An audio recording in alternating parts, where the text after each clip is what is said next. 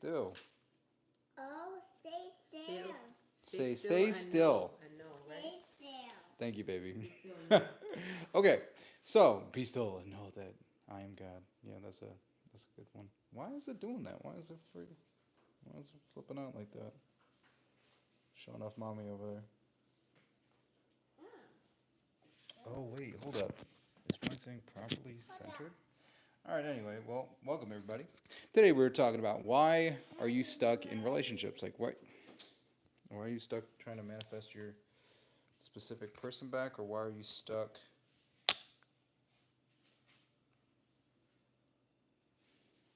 Okay, that works. So why are you stuck manifesting your specific person back, or why are you stuck trying to manifest in a relationship? And this comes from dealing with a lot of my clients who are in on both ends of the spectrum. Either they have gotten their person back very easily, or they've been in the system where they pretty much struggled trying to figure this out. So I've got people in both camps. So what I've noticed with the people who struggle versus the people who are able to manifest a relationships really quickly, whether it's manifesting an ex back or a new relationship, it's really clear what separates the two. And it's kind of funny because I see it pop up again and again and again and again and again. What's up, Alex? I see it pop up again and again and again and again and again. And it seems so simple that it's like, oh, I didn't even think that would be an issue. Yes, it is. Yes, it is an issue. That's why you are probably stuck in like limbo. And it has to do with identity and conflicting interests or conflicting desires. There's so many people who've come to me who want things to happen fast. It's like really fast. They're like, I want this specific person and I want this stuff to happen fast, fast, fast. And usually what I've noticed is the people that are really focused on fast, fast, fast, fast, fast, they'll typically have something that was wrong with the previous relationship or something that they haven't really processed. And because of that, the person will have competing desires. So, for instance, I'll give you an example. I had somebody who's a master manifester, and I mean master. Hey, Carlo, what's up? I'm doing really good. Master manifester. Like, this dude was somebody who not only won game shows, but became a reigning champion on multiple game shows and also won a jackpot on a game show. So this dude, major manifester, was great when it came to stuff in terms of like his career, because this man was top of his class, top salesman, and literally was able to imagine that all the people that were around him, working with him, whether it was his work in his salesman work, or if it was even the game shows. He saw everybody as conspiring, helping him for what he truly desired. The one area that he struggled with manifesting in, though, was relationships. So this guy was really good, but couldn't figure this portion out. And it had been quite a while since he had a breakup in his experience with this one person where he had an amazing connection with this person. When he met that person, he felt as though his art had finally opened, and it was an expansive, connecting love between him and this other person, and there was so much love and so much affection because his major love language was physical affection. No, not Bigfoot, just a lot of hair. So he had so much love and affection. Like, this person matched his love language. The two of them just connected very well. It was a beautiful, heartfelt relationship. And when the two of them broke up, he ultimately wanted to have a similar relationship. He was like, okay, I'm either going to get this person back, or I'm going to have a similar, like, heart-opening, loving, caring relationship, because ultimately that's what he wanted. Now,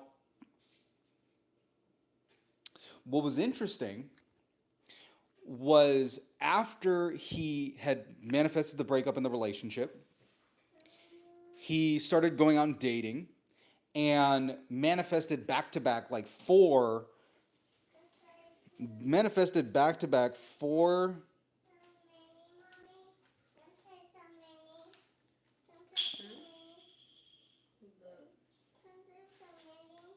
What dessert you made last night? So he manifested 4 rejections, like dates that he was going on and things just didn't go right. So he manifested about 4 rejections. Devastating, especially since it was one after the other. And like anybody else, if you ever go through rejection, it messes with you. It messes with your mind. It messes with your feeling of self-worth and self-esteem unless you've dealt with this and taken care of it. So for him, this became a big issue.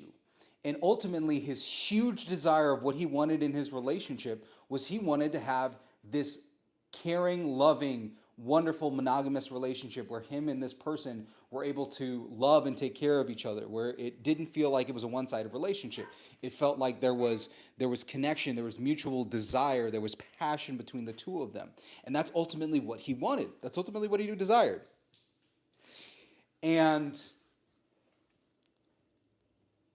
because he's a major manifester, he knows how to put out the signal for what he truly desires in a very powerful way. So for him, it was weird because he had put so much energy, so much power, so much intensity, so much intention in building and bringing in that loving, monogamous, wonderful, deep, emotional relationship. And it wasn't until we spend a little bit more time together talking, it's like, okay, well, what's coming up? What's happening on a day-to-day basis? Because it's one thing to have a really big desire. It's another thing to notice like what you're desiring and what you're talking about on a day-to-day basis. And what I noticed was while we were having these discussions and talking, he ended up revealing that because of those 4 rejections, he also wanted to have those 4 people, because he wanted to show himself that he could manifest, he could bring this stuff into his life. He desired to manifest those 4 people coming back to him, showing him that they were completely different, that they were actually attracted to him, that they wanted to be with him. And this also came with the desire of having multiple people that were interested in him and that he could have a decision and choose any person that he wanted. He wanted to date multiple people and have this wonderful, loving relationship with all of these people around him. And at the same time, at certain points, there would be the feeling like, oh, I really want to have this ideal, this loving relationship. Where is this ideal loving connection? Where is this deep connection? I've been putting so much attention into it. It's like, well, wait a minute. Hold up. Did you hear what you said earlier? Because that's what your big intention is. But a smaller intention that you put out was that you date these other people and you have these 4 people come back to you in your experience. If you want to be in your loving monogamous relationship, you don't want to be in that loving monogamous relationship and then break up with that person. He's like, no, I didn't want that. Well, for you to get what you desire, you've pushed out the timeline because you have 2 conflicting desires. You have 2 conflicting identities. Being in that loving, caring, monogamous relationship is a very different vibration and a very different reality than manifesting all of these people coming back to you and all these people being interested in you. And you're going to get them both. It's just the timeline is being pushed out and altered because you have 2 conflicting desires. And either you have to let one go or you satisfy the other and then move on to the bigger one, which is the one that you truly desire. And it was really interesting because he actually did start manifesting that. He manifested one of those 4 people on that list coming back to him. And that one person completely flipped from not being interested in him to being totally like into him. Someone who was like, you know, when you look into another person's eyes and you have this level of desire and connection. He wanted that and he got it. He literally had somebody who was like, yeah, no, I'm not really attracted to you, to having this person come back. And this was probably like, I think, months, maybe over a year later, this person comes back and is totally into him. There's that physical feeling of attraction and connection. And the interesting thing that happened is once he had that level of attraction and connection, what was interesting was that the manifestation of that attraction and connection wasn't enough because he wanted attraction and connection, got that person to demonstrate attraction and connection, And ultimately, yeah, you finally made it. Welcome. I'm glad you ended up making it this one. He brought that person into his experience, but that person wasn't somebody who matched all of the things that he desired for his ideal person in terms of that person's career, in terms of like how that person views relationships and how they interact in relationships, that person's preferred relationship style. All these things were a complete mismatch for him. But he wanted to attract this person in his life. And once he ended up deciding that he wanted to go on additional dates and additional experiences with this person, the person sort of like, they were still interacting in a very intimate way, but the excitement and everything seemed to die down. And instead of seeing this as a manifestation of what he wanted, which was, hey, I just want these four people, which is specifically what it said, I want these four people to come back into my experience and to be interested in me. Instead of seeing this as, hey, you got exactly what you want, and this is not your ideal relationship, so you got what you wanted, you got one of the four down, and now you have the opportunity to start focusing on your ideal relationship or bringing in the other three people. He took it as like a personal like problem, like there was something wrong with him, but that wasn't the case. Because ultimately, if he wanted this person to come into his life, that would end up creating heartbreak. Because if this person was truly, really, really interested in him, if he knew that this person wasn't his ideal person, he would end up breaking that person's heart. And that's another thing that he doesn't necessarily want to do. He doesn't necessarily want to hurt a lot of additional people. So his issue with manifesting things faster was that he was splitting his attention or splitting his identity into two competing identities or conflicting interests. And because he was putting out monogamous, loving relationship and attracting all these people together, he was attracting experiences with people, but they were not the type of ultimate experience that he wanted for his monogamous relationship. So he was manifesting things, but because it wasn't exactly what he imagined for the bigger dream, he started feeling like there was something wrong with him, or there was some process wrong with him, which wasn't the case. And that's what I've noticed happens to be like a reoccurring pattern for people who are stuck, either trying to manifest their ex back or trying to manifest a new relationship. Part of the reason why they're stuck in like a limbo state where they're trying to manifest something is usually because they have a conflicting identity, an identity that doesn't quite match the ideal relationship. And they haven't fully let go of that identity. So I've had people who want to be married. They're like, I want to be married. I want to be married to my specific person. I want to be married. I want to see them in my life. I want to see them in my life. I want to see them in my life. And then they have the opportunity to do things that would be reflective of being like a single girl or in the single life. And they make the decision or do the actions and say the things that reflect being in the single life. Like if you're supposed to be and this is where we get into the really interesting part of like the law of assumption and living in the end. Part of living in the end is making decisions, thinking, speaking, feeling, and acting in alignment with the identity that you want. You want to be married? Act like you're married. Interact with men like you're married. Are you going to interact with single men in the same way? Are you going to do, because the decisions that you're going to make are very different.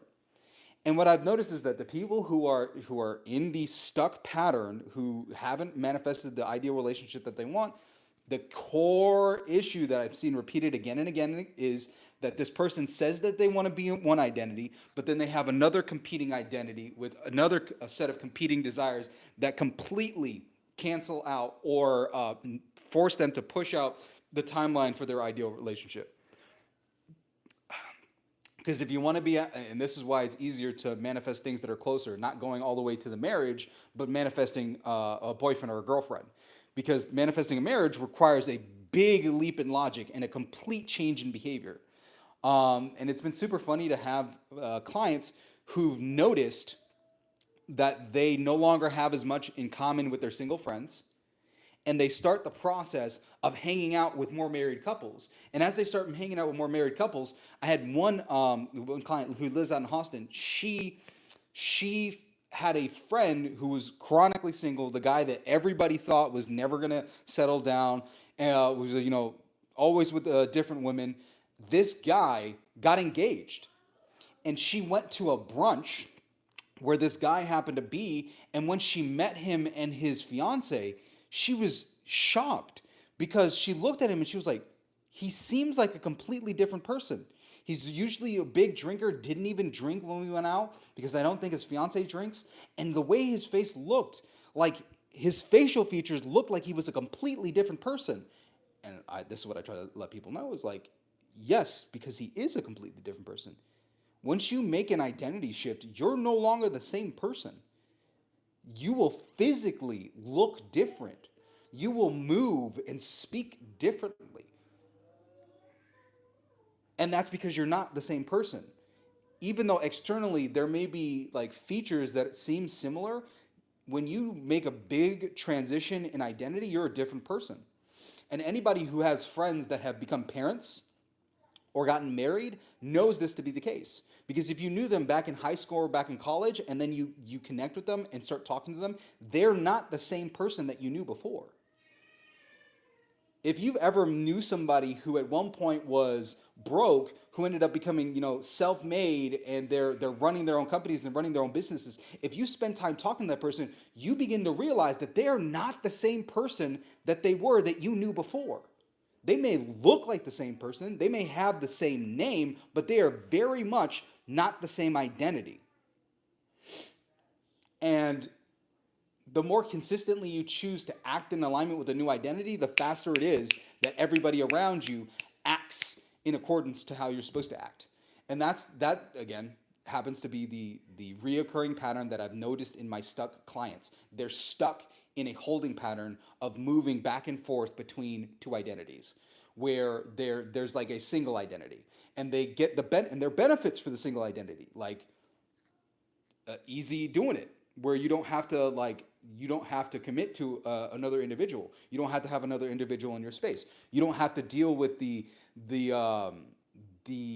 problems that come with maintaining a relationship, because everything that you truly desire, once you get it, you realize comes with a new set of problems and a new set of challenges. Yeah, it's great to have kids and to have a relationship, but guess what? Those things come with problems. Yeah, you want that dream house, that dream $3 million, $4 million house, but when you get that $3 million, $4 million house, you realize that there are certain problems that come with that in terms of like your tax bill and maintenance of the house, yard work, making sure that things in the house are taken care of and work. And it's super funny to listen to certain wealthy people, because I remember Kevin Hart in one of his specials was talking about having such a huge house and the fact that things just break in the house because they're not being used, because the house is so huge. So like lights that aren't used in the house will go out, and you don't know that they're out until somebody goes and wanders to that part of the house and like, oh, this is broken. So it's not just having the thing, it's the problems and challenges that come with the upkeep.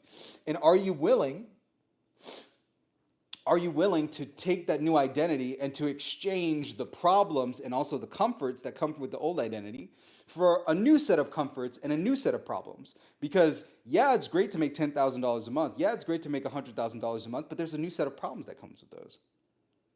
Yeah, it's great to have a loving and caring relationship with somebody, but guess what? There are a new set of problems that come with those. Making sure that they're happy, making sure that you're giving them enough time and attention, making sure that you're loving them in the love language that this person prefers, that you're able to deal with problems and arguments. Because if you're going to be in a long-term relationship, I guarantee you there's going to be arguments. There are going to be arguments. There are going to be disagreements. That's just the key to it. Okay, so let's. So ultimately, big thing is let go of the old identity. Yes, there are benefits. Yes, you're going to have to say no to things that seem good, but you have to say no to the good things to say yes to what's great, what you truly desire in your life. And that's been tough to coach people through. It's like, hey, I know you like this thing, but you got to say no to it because I know what you really want. And it's like teaching people delayed gratification. And by using that, you're able to be a good partner. Okay, so I'm just going to be real. I might just give up on my SP. She lives in a whole different city. A whole different city, baby. It could be anywhere. Yeah, it could be. It could be anywhere. A whole different city. I feel like I may need to unadd her or something because it hurts to see her on socials when we don't talk anymore. That's something that happens a lot with people, and that's why I need to turn that into a video. I made a post that talked about one of the reasons why your grandma and grandpa had an easier time manifesting, and part of that was because we just live in a completely different like information age. The fact the like one of the things that made it easy for people to manifest stuff was the fact that when somebody left your house, they were gone. Like when Neville Goddard was teaching in like the 20s, the 30s, and the 40s, once they left your line of sight, bye. They just didn't exist in your world. There was no way to check in unless you were maybe like calling them on the home phone, but that means that they were at that specific location. But there was no checking up on people. There was no seeing what they were doing. So it was much easier for people to just go into the silence, imagine what they desired and what they wanted. Hey, mommy. It was much easier for them to imagine what they desired and what they wanted and not have counter intentions. The fact that we have social media, we have the problem of being more godlike, all-knowing. And there's a downside to being all-knowing, to knowing so much about another person, to have access to their lives. And that's why one of the most, I think the most helpful things for a lot of people to do if you're manifesting that stops you from getting in the stuck state is stop going on social media. Like delete the app and go do something. Like go touch grass. Like go live life. Go do things so that you're not spending time like looking and checking in on this person, because that's usually a sign of being in the identity of being a single unhappy person. Because why are you going to sit there looking through your social media? Like if you're busy with your life, if you're out there busy doing stuff, like you're running around, you got hobbies, you're focusing on your business, you really do not have the time to just scroll through social media, because your life is just, there's too much to do. Can you ask the person if they can mute them? It's like they don't exist and you don't have time. No, because muting is helpful, but muting isn't the good thing to do. You need to get off social, period. Because then we have all the other issues with a whole bunch of other stuff like controlling your thought process. Because one of the issues with social media is the fact that you're consuming things based on an algorithm. One of the things that you need to do to have a new life is to become a new identity. The algorithm is tuned to your current identity, what you like, what you've interacted with, the same sort of topics and the same sort of things. You're listening to those again and again. You're listening to the same songs, which quite literally is the whole of your identity. By turning off social media, you stop connecting with the outside world. You stop connecting with the old identity. And it's far easier to create a new identity, to become that new person, because you're not consuming what you've consumed before in the past, which includes looking at this person's social media.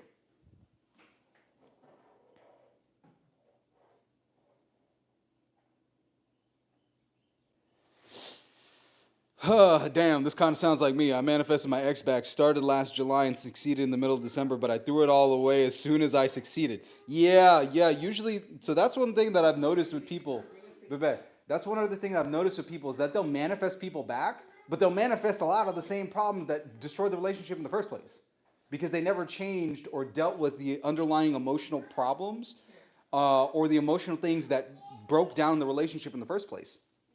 And that's why my big thing for people is always focusing first on, well, what do you not like in your situation that's making you mad, number one, and then using that to clarify what you truly want, and then noticing what negative emotions you're holding on to in your identity, because your identity is built based on your positive relationships and your negative relationships.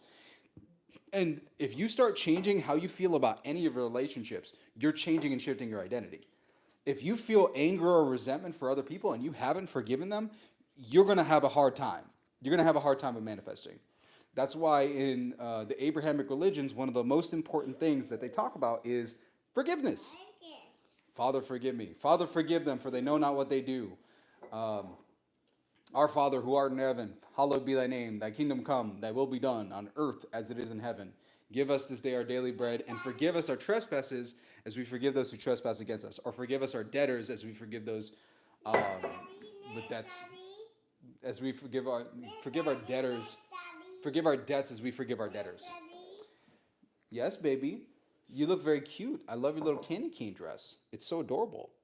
Yeah, she decided to change into It's a very cute candy cane dress.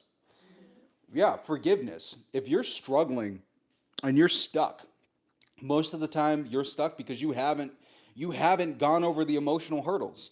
I'm gonna have a conversation with somebody who's actually driving. He drove down from Connecticut, stayed down in South Florida, and he's driving back up. And we're gonna meet up and talk because he's one of my coaching clients.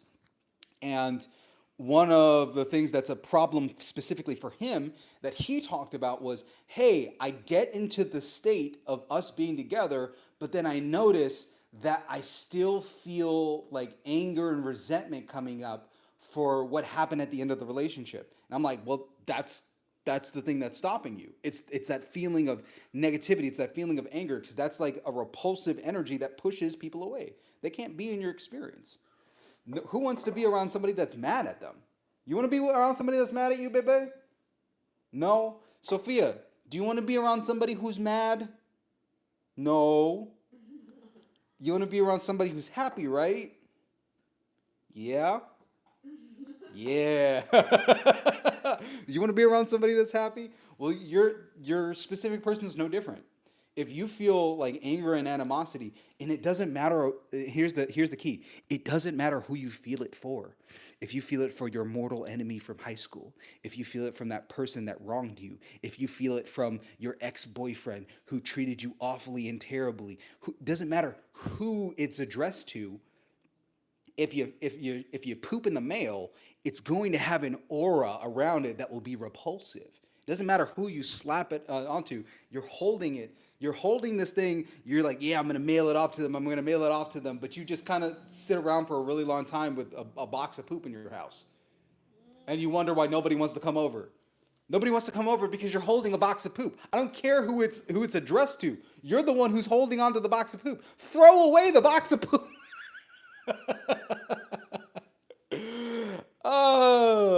Yeah, the problem is our issues. It's what you're feeling inside. That's what's ultimately pushing. Yeah. That's ultimately what pushes you away from your relationship and what you want is those negative emotions. Matter of fact, my guy's here. So I'm gonna go talk to him. Hi, my ex went on a trip. My ex went on a trip with a mutual friend that I found on Instagram. Not sure if I should keep manifesting him. It seems like nothing's working on the 3D. Whenever anything you desire and what you want, it doesn't matter what shows up in the 3D. You just focus on what you desire. And if you focus on it for long enough, not wavering and not changing what you say or what you feel, you'll get exactly what it is you desire. It doesn't matter what appearance shows up. Oh, by the time I was ready, throw poop away. It was already too late. Well, it's never too late. All right, gotta go. Gotta go talk to my guy. See you guys later.